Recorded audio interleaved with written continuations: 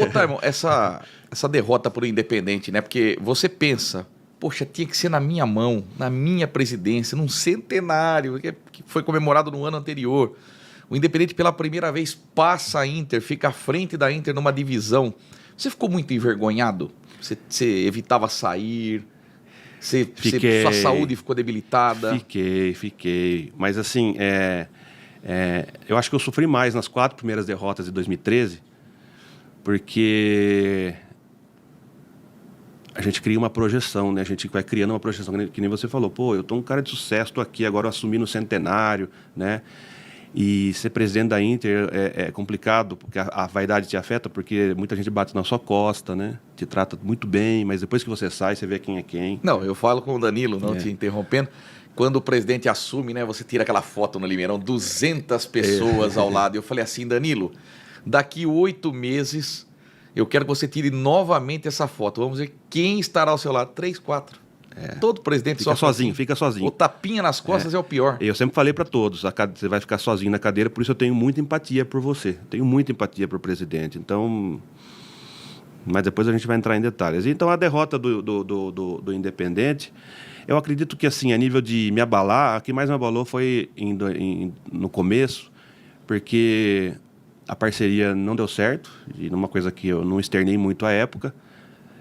Tirei dinheiro do bolso, da empresa, na verdade. A gente faz umas loucuras, porque mudamos o time, contratamos lá o Cambalhota, Cecel, o Rote, e fomos mudando o time, trocamos o técnico, assumi a responsabilidade, porque eles não iam assumir. E aí, com 4 derrotas, reunião do conselho, o conselho pedindo prestação de contas para mim, sendo que eu tinha acabado de aportar, acho que R$45 mil na época, que para mim era muito, naquela época era muito. E eu cheguei a chorar na reunião do conselho, né? Eu cheguei porque, puta, essa merda, me ajuda. Nós estamos com 4 derrotas seguidas, né? E aí me abalou. Só que depois veio uma calma tão grande que eu sofri 4 derrotas e no jogo contra a Votuporanguense, que era o próximo, eu fui sentei na arquibancada. Ninguém nunca mexeu comigo. E eu estava confiante, não sei. E aí começou uma sequência de 9 jogos. O Catanossi chegou e arrumou a casa. Exatamente. Ganhou de São Vicente, Votuporanguense, depois não perdeu para o Taubaté. Eu sei que foi um início muito positivo do Catanossi. Hoje é um dos melhores inícios de treinador, é o Catanossi. E depois de um tempo, né, eu estava sentado com o Celso, numa das crises que veio depois, nos anos sequentes, acho que 2017, 2019, a paciência da torcida estava muito curta, né? E eu falei, Celso, por que naquela época a torcida não me xingou, né? Ele falou, você era um moço de 25 anos, pegou um carrinho velho, porque quem confiava na Inter? Eu fui em várias entrevistas na cidade, que alguns programas da TV Jornal, etc., que o próprio entrevistador ele me falava, olha, ao vivo, eu sei que você tem esperança, mas aquilo que o Elano falou no teu podcast, né? A Inter está quebrada. Não, a Inter não tem solução nenhuma, né? É um dos itens que entra naquela pesquisa que eu gostaria de fazer. A Inter na Série 3, com uma dívida totalmente desproporcional aos times que disputam a Série 3. Com estádio totalmente impróprio para disputar uma Série 3, né? Vai colocando os fatores e como que a Inter saiu dessa. Não é racional, né? Não é racional a não ser por muito amor envolvido, né? Por muita energia boa, pelo bem tomando conta de novo do Limeirão, né? Então, a derrota para o Independente, ela me jogou para baixo e eu desisti, e aí meu pai assumiu, mas assim, talvez o maior erro meu foi falar, pai, continua para mim. Porque eu não sofri uma vez só, agora eu sofria 2, né? Foi uma burrice tremenda. Eu virei superintendente dele. Sim. E, bem ou mal, praticamente um vice-presidente ou co-presidente, né? Como superintendente. Mas, assim, já... como alguns presidentes passam, já, sabe... as decisões já não eram muito... A gente não estava no pino. Já não era adequado, né? Então, foi um tempo muito difícil para eu recuperar. Tanto é que depois, né... eu era centralizador e sozinho, mas também não é só culpa minha, no caso, porque não tinha ninguém que queria participar. E acho que a maior virtude que nós fizemos nesse mandato foi abrir o conselho. Nós pegávamos a lista do conselho, tinha 150 nomes.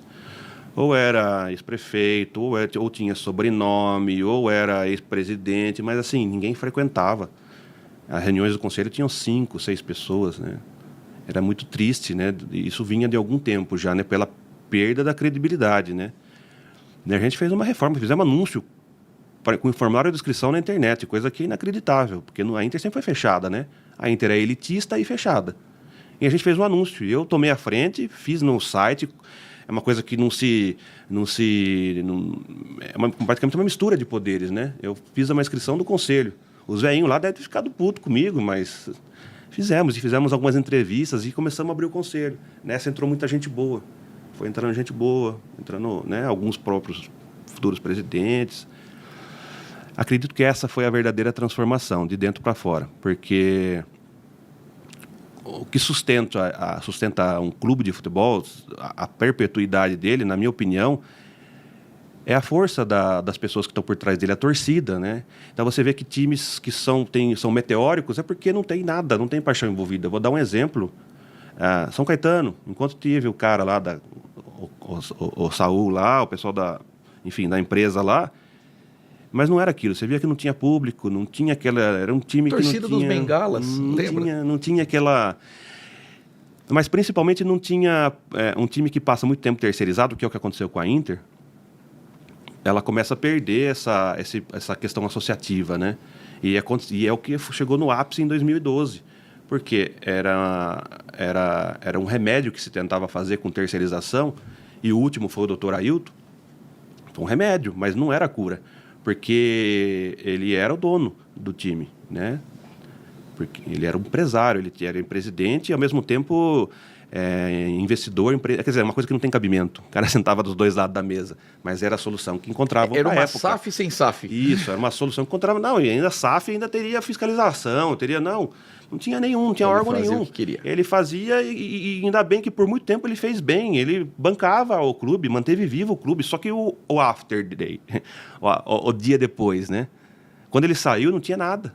Então hoje, se o Danilo sair, tem uma estrutura. Se eu sair, tem estrutura, tem gente lá, entendeu?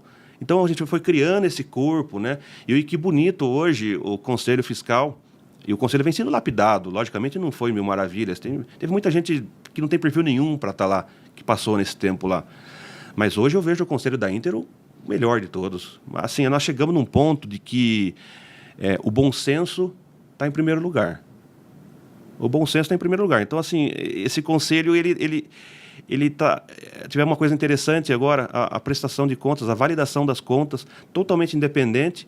É um orgulho para o presidente, para o Danilo, por exemplo, ver as contas dele aprovado, o balanço na federação, sendo que o órgão é totalmente independente. Então, olha que coisa bonita que nós temos hoje, né? O Conselho Fiscal trabalhando junto com o financeiro, que tem o Flávio lá, que tira o chapéu, que ajuda muito o Danilo, porque se você não tem essa operação, você não adianta parecer transparente. Já aconteceu comigo, era muito centralizador, eu não tinha dinheiro, orçamento para ter um departamento financeiro. Então já tive problema de falta de transparência, cadê a prestação de contas? Tem coisas que não estão no nosso braço, né? Então hoje, por exemplo, tem uma estrutura muito boa lá dentro e a Inter está com as contas aprovadas por um conselho fiscal autônomo, que não tem vaidade, que não tem... porque há pouco tempo atrás nós tínhamos esses ruídos, né? Alas no clube, que depois eu posso discorrer sobre a transição do Lucas para o Celso. Foi muito mal feita, né? Prejudicou ambos, né? E aí criou lados, uma coisa banal, sabe? Que atrapalhou muito a Inter. Atrapalhou bastante. E nem tanto. Pois eu vou falar sobre isso, nem tanto. Tá. Não foi só político a coisa. Mas hoje eu vejo que a Inter está muito bem estruturada como instituição, com pessoas que tiram tempo do dia a dia para ir lá, né? Porque é uma coisa que foi cultivando com o tempo. Ô, Taimon, essa derrota por Independente, né? Porque você pensa, poxa, tinha que ser na minha mão, na minha presidência, num centenário, que foi comemorado no ano anterior. O Independente, pela primeira vez, passa a Inter, fica à frente da Inter numa divisão. Você ficou muito envergonhado? Você evitava sair? Sua saúde ficou debilitada? Fiquei. Mas assim, eu acho que eu sofri mais nas 4 primeiras derrotas de 2013, porque a gente cria uma projeção, né? A gente vai criando uma projeção, que nem você falou. Pô, eu tô um cara de sucesso, tô aqui agora assumindo o centenário, né?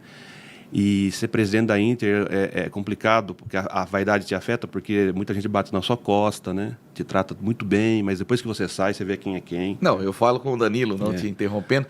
Quando o presidente assume, né, você tira aquela foto no Limeirão, 200 pessoas ao lado. Eu falei assim, Danilo, daqui 8 meses, eu quero que você tire novamente essa foto. Vamos ver quem estará ao seu lado. 3, 4.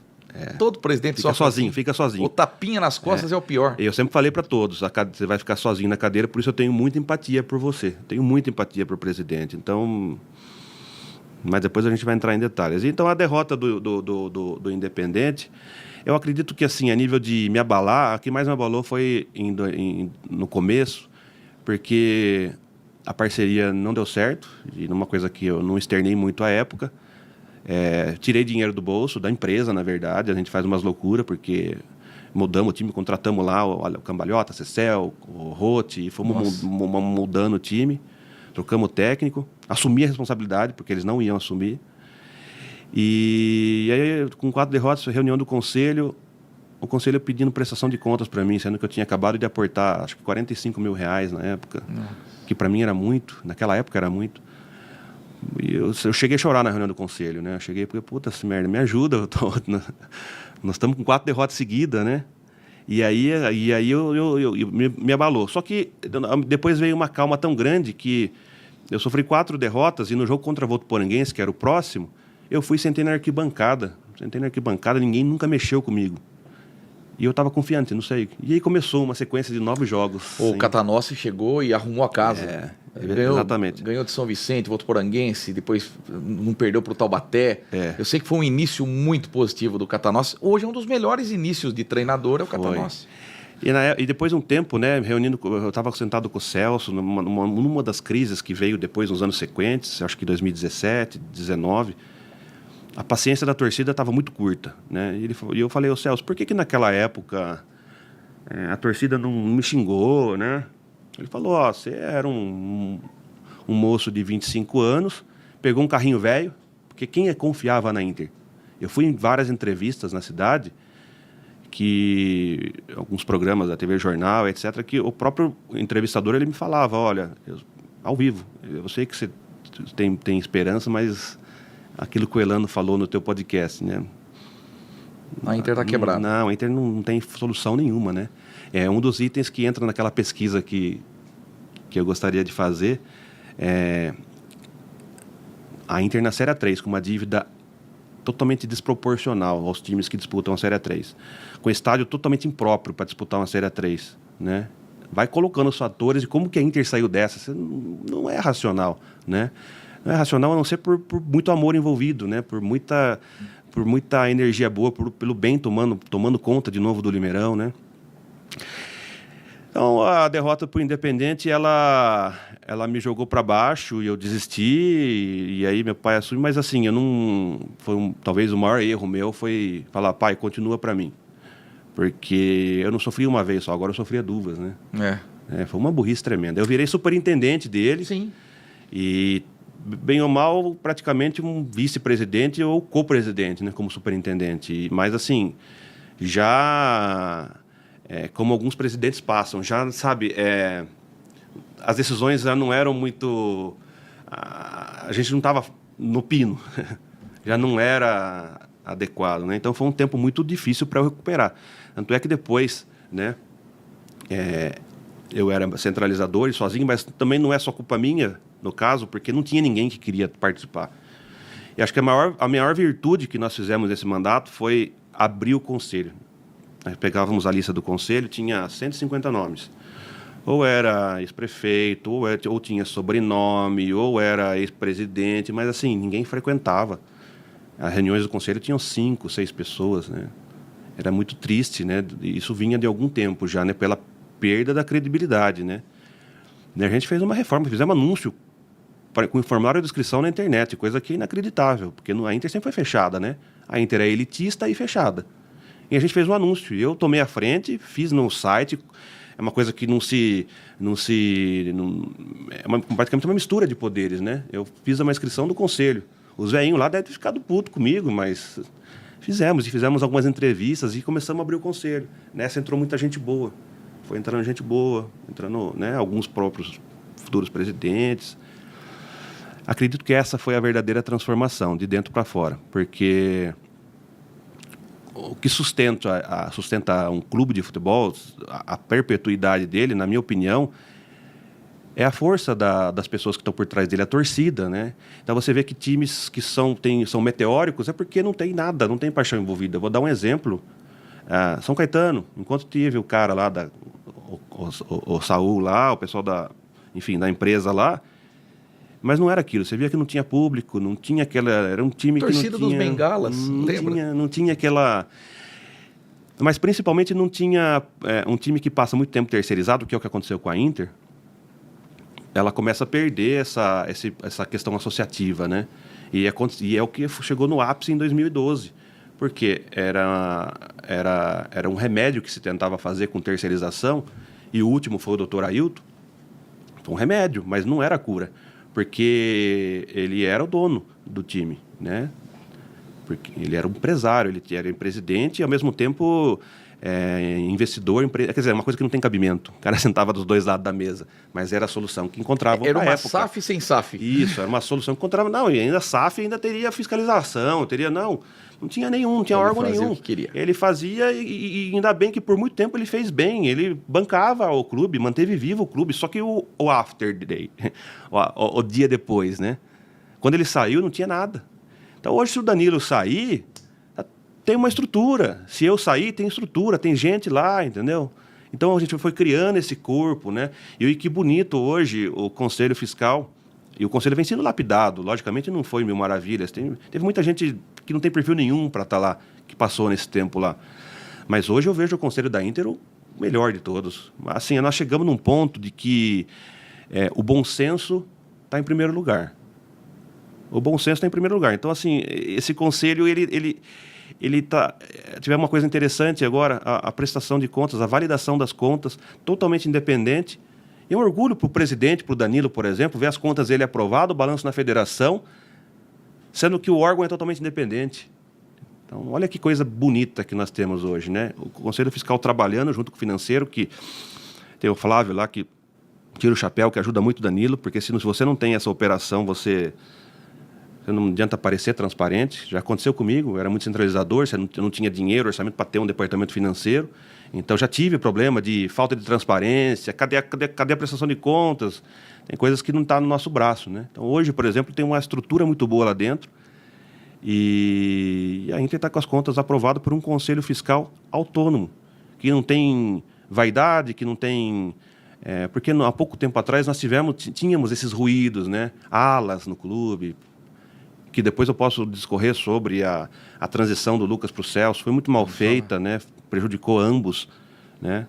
E aí criou lados, uma coisa banal, sabe? Que atrapalhou muito a Inter. Atrapalhou bastante. E nem tanto. Pois eu vou falar sobre isso, nem tanto. Tá. Não foi só político a coisa. Mas hoje eu vejo que a Inter está muito bem estruturada como instituição, com pessoas que tiram tempo do dia a dia para ir lá, né? Porque é uma coisa que foi cultivando com o tempo. Não, a Inter tem essa filosofia, né? De hoje ser uma... Ela tem um conselho forte, todos os órgãos funcionando, tem um modelo associativo ainda. Ela está sempre com menos orçamento do que os restantes dos times, mas ela consegue sempre... sempre que ela dá um passinho para trás, ela dá dois para frente, né? Eu costumo dizer que acho que Deus olhou para a gente, viu tudo que a Inter tem feito também, além do futebol, né? Como uma entidade que inclui, que agrega, que está sempre fazendo benemerência, sempre ajudando, sempre incluindo, cada vez mais de coração, sem pensar em marketing e tal. Acho que Deus colocou a mão na Inter, né? E sendo feito por pessoas da cidade, sendo feito por amadores, entre aspas, né? E cada presidente que entra, cada presidente que sai, eles se complementam, sabe, e vai colocando as coisas no eixo. Então, até te falei fora do ar, faz um comparativo, né? O Campeonato Paulista de 2013, a Série 1, Série 2, Série 3. E ver o destino daqueles clubes nessa década que passou, né? E a Inter nunca sofreu um rebaixamento. Você pega Guarani, Novo Horizontino, Ponte Preta, 15 Piracicaba, todos os times, Mirassol, todos eles tiveram rebaixamentos, ascenso, descenso, né? E a Inter, assim, ela sempre tem aqueles momentos de turbulência, porque a gente está sempre tentando corrigir uma rota, né? Mas ela está sempre crescendo, está sempre crescendo.